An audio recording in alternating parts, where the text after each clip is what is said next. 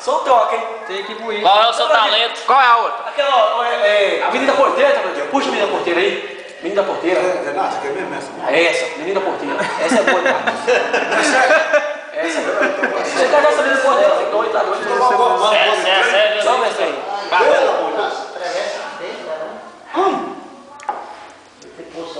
Depois eu vou te cantar a versão dela, do Domingo da Porteira. Vem cantar Domingo da Porteira, que é do original, né? Original.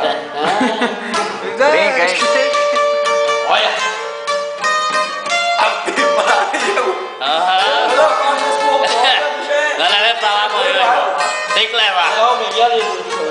Tem que levar. Ô, vou ligar pro Ronaldo, hein? Se os caras ouvirem.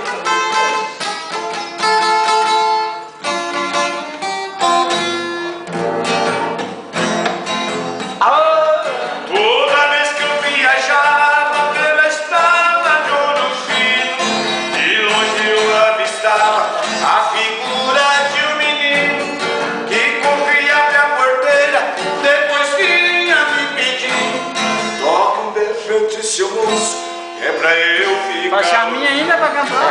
Quando a boiada passa na beira do estradão, eu jogava uma moeda, ele caía no chão.